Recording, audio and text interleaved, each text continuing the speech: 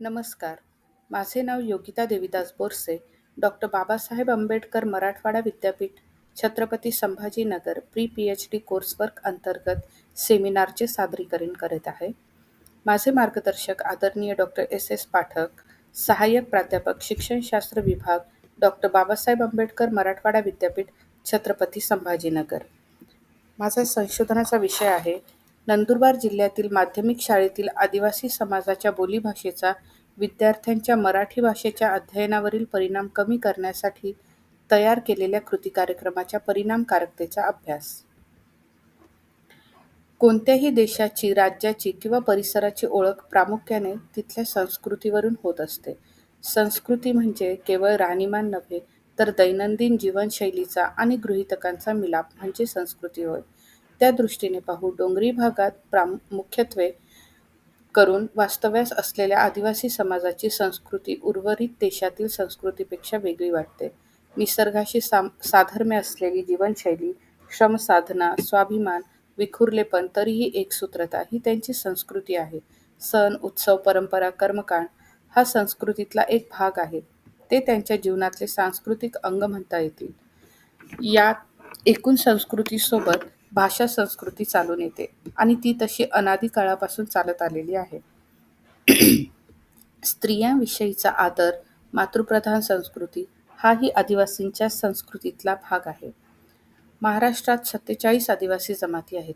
त्यांच्या 80 बोलीभाषा अस्तित्वात आहेत. खानदेशातल्या सातपुड्याच्या पट्ट्यात 20 बोलीभाषा बोलणाऱ्या 17 जमातींचे वास्तव्य आहे.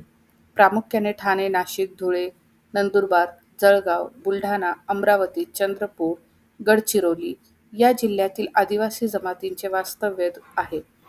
धुळे, नंदुरबार व जळगावमध्ये भिल्ल, पावरा, मावची, कोकणी अशा जमाती प्रामुख्याने आहेत. ठाण्यात कोकणी, कोकणा, महादेव कोळी तर बुलढाण्यापासून पूर्व विदर्भातील जिल्ह्यांमध्ये गोंड, माडिया गोंड, भिल्ल, कोरकू, न्याहल व यासह अनेक उपजमाती आहेत. त्यांची प्रत्येक जमातीची स्वतंत्र भाषाशैली आहे. त्यात भिलोरी, कोकणी, पावरी, मावची, कोटली, कायली, डांगी, बागलाणी अशा बोलीभाषांचा समावेश आहे. यातील काही बोलीभाषा बोलता येत नसल्या तरी बिगर आदिवासी समाजाला माहीत आहेत.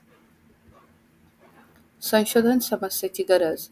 बऱ्याच वेळा भाषा हे अध्यापन प्रक्रियेत अडथळा ठरते. अशा वेळी विद्यार्थ्यांना ज्या संकल्पना समजत नसतील त्या त्यांना त्यांच्या भाषेत समजून देता येतील काय? यासाठी प्रस्तुत संशोधनाची गरज आहे. मराठी भाषा बोलण्याकडे विद्यार्थ्यांचा कल वाढवावा यासाठी प्रस्तुत संशोधनाची गरज आहे. जास्तीत जास्त विद्यार्थी हे एकाच जमातीचे असल्याने बोलीभाषेचा जास्त वापराने त्यांना अध्ययन करताना मराठीतील शब्दबोध होणे कठीण जाते. विचार करण्याची क्षमता ही बोलीभाषेतून होत असल्याने मराठीत अध्ययनावर परिणाम जाणवतो. शिक्षक जर स्थानिक नसेल तर मराठी अध्यापन करताना अनेक शब्दांचे अर्थ त्यांना समजवणे अवघड जाते. संशोधनाचे महत्त्व. मराठी विषयाचे अध्यापन करताना शिक्षकांना उद्दिष्टांचे स्पष्टीकरण व्यवस्थित मांडता येतील, म्हणून प्रस्तुत संशोधनाचे महत्त्व आहे. माध्यमिक शिक्षकांना अध्ययन अनुभवांची निवड करता यावी, म्हणून प्रस्तुत संशोधनाचे महत्त्व आहे. माध्यमिक मराठी विषयाच्या शिक्षकांनी विद्यार्थ्यांमध्ये मराठी भाषेची रुची निर्माण करावी, म्हणून प्रस्तुत संशोधनाचे महत्त्व आहे. माध्यमिक मराठी विषयाच्या शिक्षकांनी मराठी भाषेतून निबंध स्पर्धा, नाटक, वक्तृत्व स्पर्धा इत्यादी कार्यक्रमाचे आयोजन करावे, म्हणून माध्यमिक विभागाच्या मराठी विषयाच्या शिक्षकांना मूल्यमापन करताना मदत मिळावी, म्हणून प्रस्तुत संशोधनाचे महत्त्व आहे. माध्यमिक विभागाचे विद्यार्थ्यांमध्ये मराठीत बोलण्याची सवय लागण्यासाठी मदत मिळावी, म्हणून प्रस्तुत संशोधनाचे महत्त्व आहे. माध्यमिक विभागाच्या विद्यार्थ्यांमध्ये मराठीतील शब्दसंपादनात वाढ व्हावी, म्हणून माध्यमिक विभागाचे विद्यार्थी मराठी बोलताना अडखळतात व त्यांच्यात न्यूनगंड तयार होतो, तो नाहीसा करण्यासाठी प्रस्तुत संशोधनाचे महत्त्व आहे. समस्या विधान.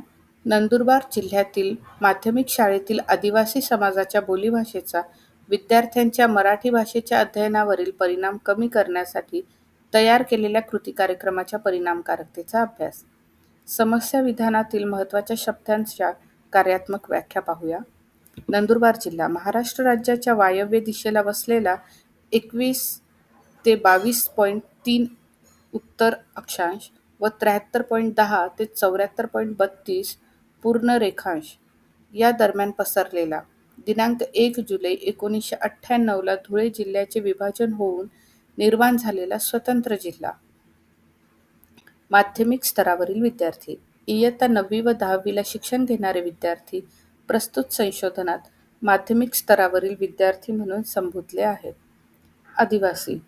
आदिवासी हा शब्द जगातील वेगवेगळ्या भागांमध्ये त्या विशिष्ट भागातील सर्वात जुनी किंवा प्राचीन रहिवासी म्हणून देखील वापरला जातो. गृहीतक. आदिवासी भिल्ल समाजाच्या विद्यार्थ्यांना बोलण्यात अडचणी येतात. मराठी भाषा बोलताना न्यूनगंड निर्माण होतो. मराठी भाषा समजण्यास अडथळा येत असल्याने आदिवासी भिल्ल समाजाच्या विद्यार्थ्यांना शैक्षणिक प्रगतीवर अडथळा निर्माण होतो. विद्यार्थ्यांच्या बोलीभाषेचा मराठी भाषेच्या अध्ययनावर परिणाम होतो. संशोधनाची उद्दिष्टे. नंदुरबार जिल्ह्यातील माध्यमिक स्तरावरील शिकणाऱ्या आदिवासी समाजाच्या विद्यार्थ्यांचा शोध घेणे, नंदुरबार जिल्ह्यातील आदिवासी समाजाच्या बोलीभाषेचा अभ्यास करणे, आदिवासी समाजाच्या बोलीभाषेमुळे मराठी शुद्ध अध्ययनात येणाऱ्या समस्यांचा अभ्यास करणे, आदिवासी समाजाच्या बोलीभाषेमुळे या समस्यांचे निराकरण होण्यासाठी कृती कार्यक्रम विकसित करणे, कृती कार्यक्रमाची अंमलबजावणी करणे, कृती कार्यक्रमाची परिणामकारकता अभ्यासणे, नंदुरबार जिल्ह्यातील आदिवासी समाजाच्या विद्यार्थ्यांना मराठी भाषा चांगल्या प्रकारे आत्मसात होण्यासाठी शिफारसी सुचविणे. कृती परिकल्पना. जर नंदुरबार जिल्ह्यातील आदिवासी समाजाच्या माध्यमिक स्तरावरील विद्यार्थ्यांना मराठी भाषेवर बोलीभाषेचा प्रभाव कमी करण्यासाठी कृती कार्यक्रम राबवला तर बोलीभाषेचा प्रभाव कमी होईल.